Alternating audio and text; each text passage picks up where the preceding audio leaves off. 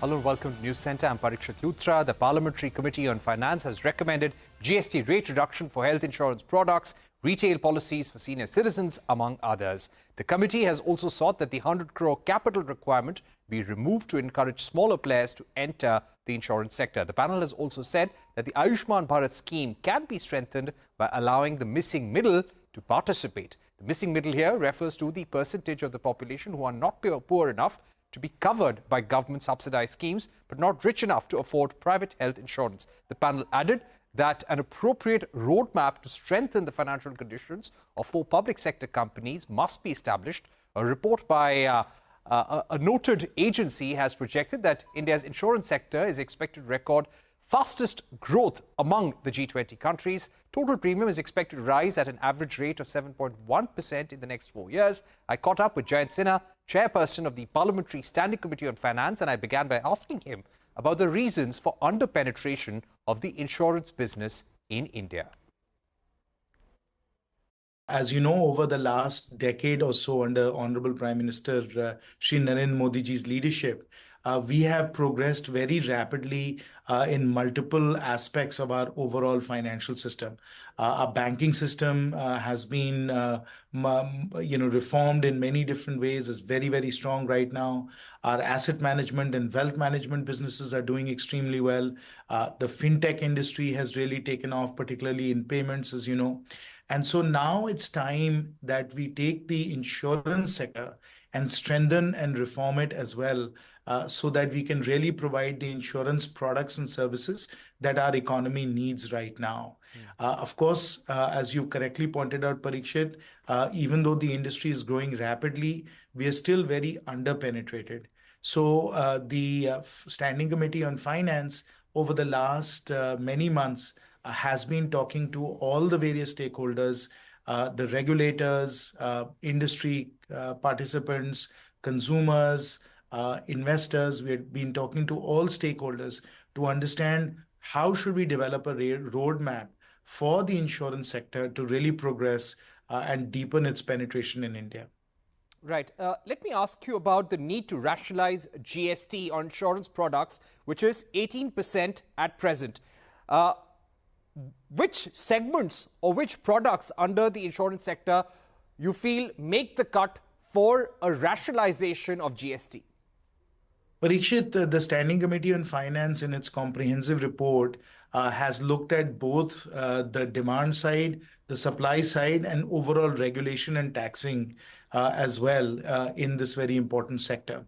And when it comes to taxation, we have found that the GST rate that we have, 18%, which basically started from the service tax, which was, of course, as you know, 15, 16%, and has now gone to 18%, is a tax rate that we do need to think about, particularly for certain insurance products like health insurance. So health insurance is very important.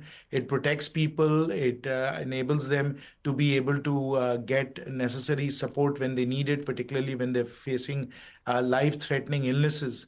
And so we think that for some of these very important protections that our families need, it's important to think about what the right rate for GST should be. Right. On the issue of allowing newer players, smaller niche players to enter so that a greater area, more geographical areas can be covered by the insurance sector, how important is it that the capital requirement of 100 crores be reduced? I think it's very important. And as I said, we looked at both demand as well as supply side issues to be able to have more insurance products and services in the marketplace. And when you look at the supply side, there are 2 or 3 very important measures that are required to be able to broaden and deepen the sets of products and services. One you correctly pointed out is that we have a license requirement of 100 crores to become an insurance company. We think particularly for micro insurance products, that license fee can be reduced and it might even be restricted to certain geographic areas, as you point out. And that way we can create some niche insurance providers that don't have such high capital requirements for getting started. Similarly, we also believe that a composite license on the supply side is very important so that we can provide life products, we can provide health products, we can provide general products. A composite license would make a very big difference. And third, we think that there needs to be further standardization on micro insurance product. So the Jeevan Jyoti Bima, the Jeevan Suraksha Bima, both of which were standardized and introduced by the government, have been extremely successful. The Atal Pension Yojana also has been extremely successful. These are really, really outstanding micro insurance products. We need more of these micro insurance products. Maybe there is some category of health that can be created as well. Maybe there are some life products that can be further expanded. But we need these micro insurance products. We need composite licenses, and we need it easier for niche providers to get in the market, and that will increase the supply of insurance products and services, particularly for those who can't afford some of the more complex and more valuable insurance products. Right. The committee has noted, Mr. Sinha, that a composite license could provide further impetus to the insurance sector. Now, this has been a long-standing demand of the industry. In your deliberations with the Finance Ministry, with the regulator, with industry, what are some of the reservations or roadblocks in implementing this? Well, first of all, there's a lot of legislative work that is required. Obviously, the insurance acts will have to be amended to enable a composite license to be delivered. Right now, they are in different categories, so we will have to amend the legislation, the laws that pertain to that. And of course, we have to build the regulatory capacity and competence to be able to look at composite insurance companies.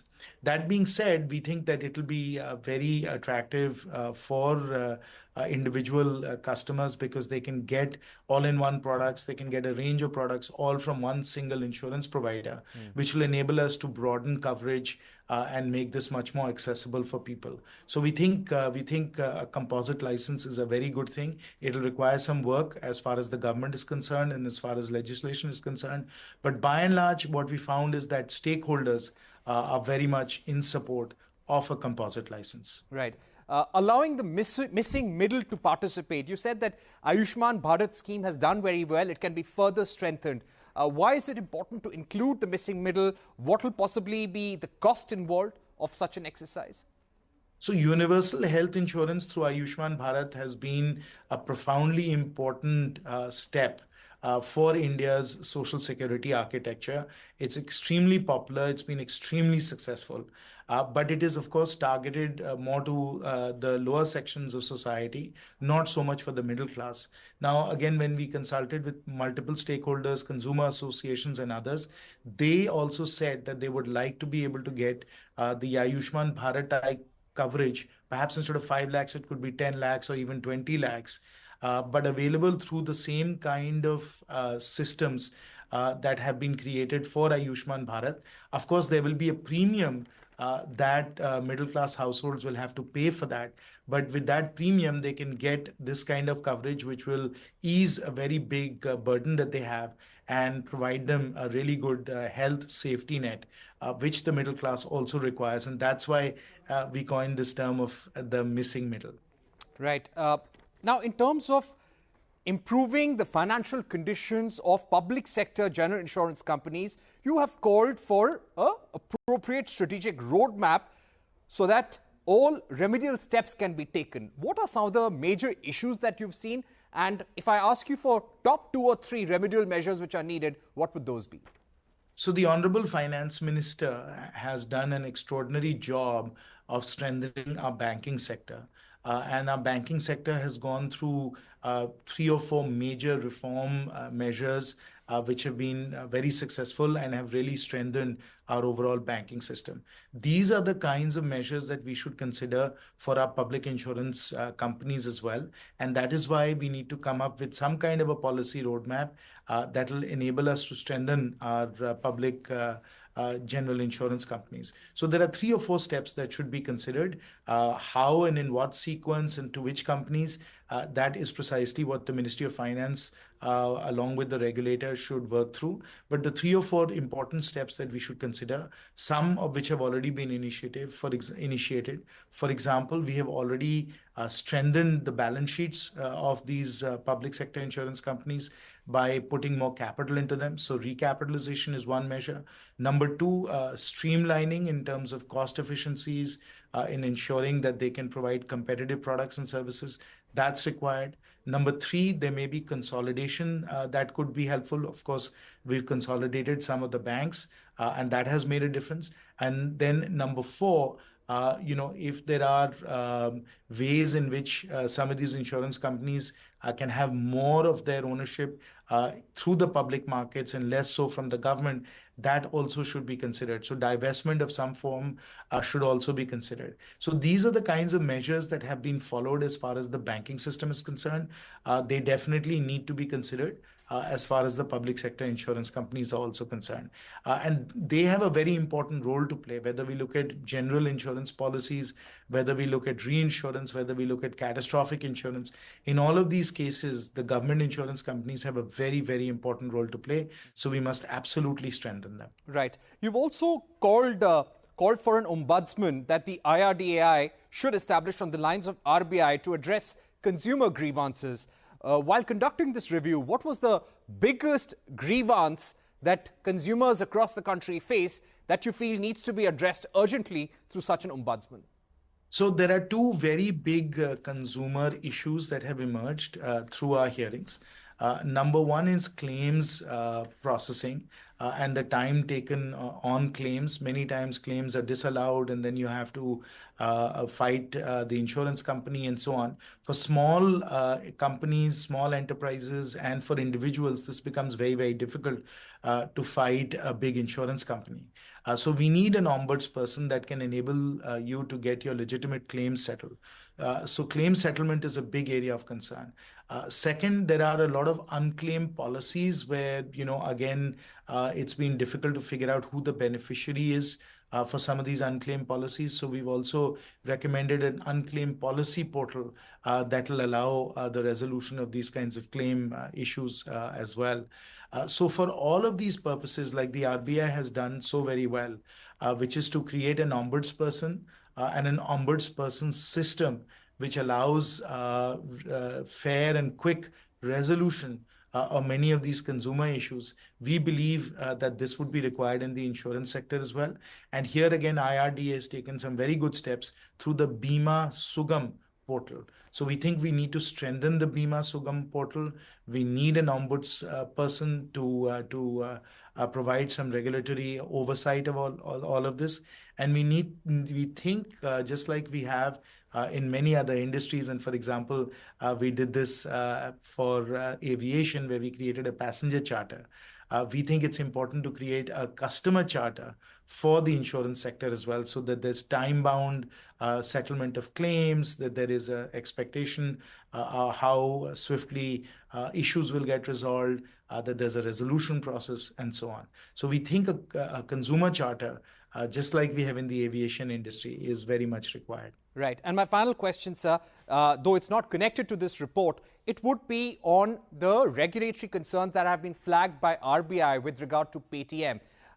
This issue is not under the purview of the Parliamentary Committee on Finance. But as the chairperson, do you think there are certain lessons from this exercise?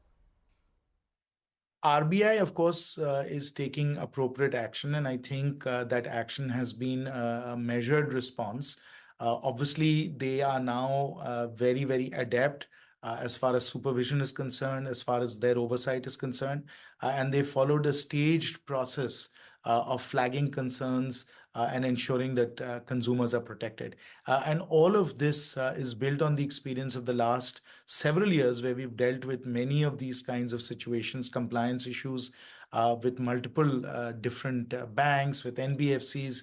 And so now the RBI has become quite skillful and quite adept at dealing with this and making sure that depositors and merchants are protected.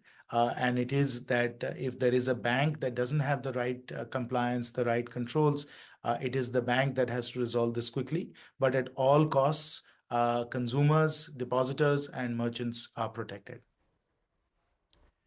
And time for a short break, but don't go anywhere. More news on the other side. Stay tuned.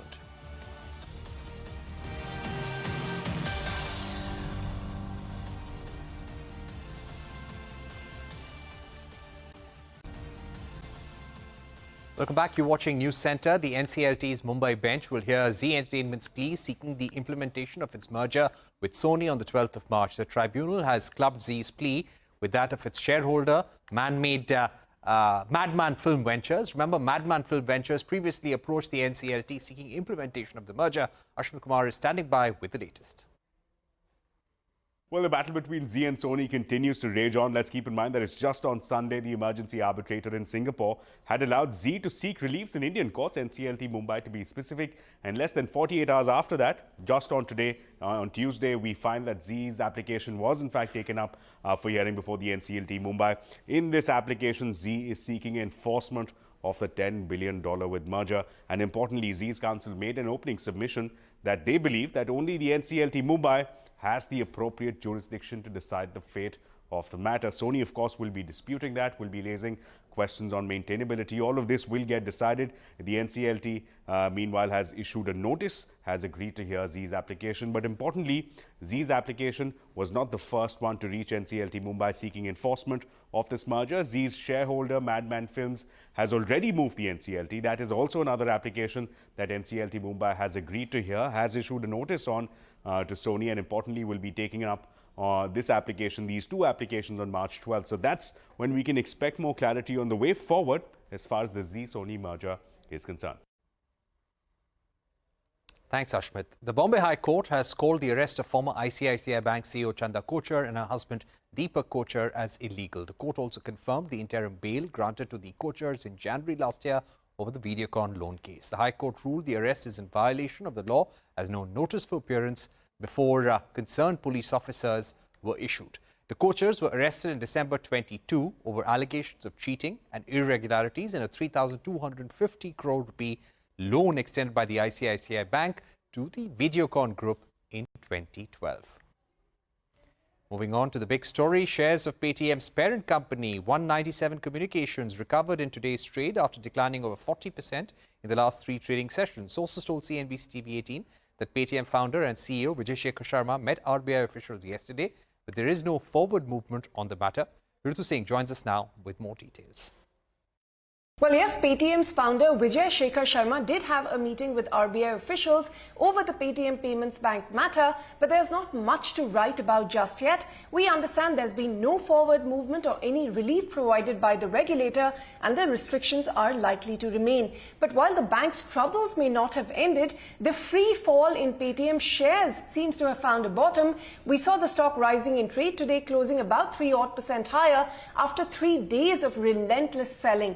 Meanwhile, we understand that a bunch of startup founders have penned a letter to the Prime Minister's office, the Finance Ministry and the Reserve Bank of India, urging them to reconsider the sanctions on Paytm Payment Bank. Now, these founders, about 12 of them we understand, including founders of Innovate, Capital Mind, Make My Trip, Bharat Matrimony and others, have said in their letter that such actions on Paytm Bank could have far-reaching consequences for the fintech ecosystem. They could impact millions of Paytm users and also impact India's image as a business-friendly nation. These founders have urged the RBI to consider engaging in a dialogue with Paytm Bank and give them a window of opportunity to rectify the deficiencies. Now, it is unusual to see this kind of a reaction from the community, but we also understand that there's another bunch of people in the startup ecosystem among fintechs that chose not to associate themselves with the letter. So you have both sides when it comes to this story.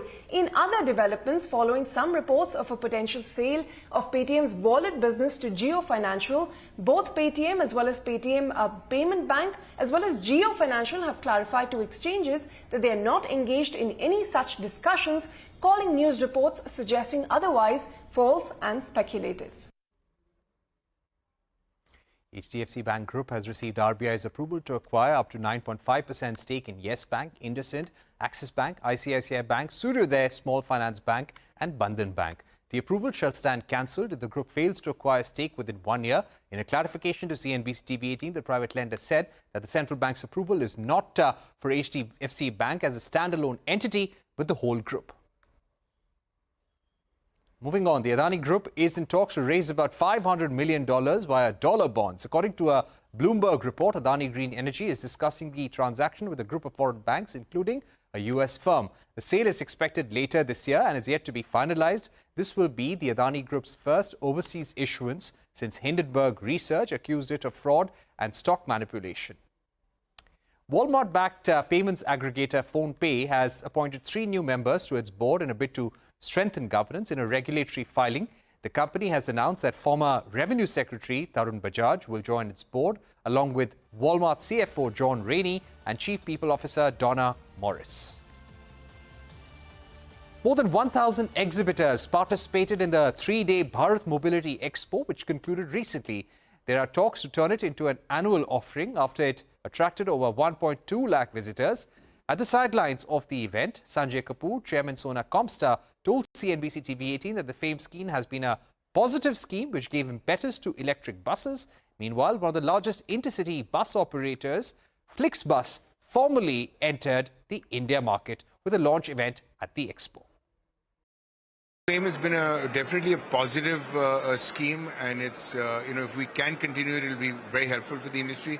But the PLI schemes are also very encouraging in terms of future technologies or investment in future technologies, and not just investment in future technology, but investment in R&D and testing as a whole.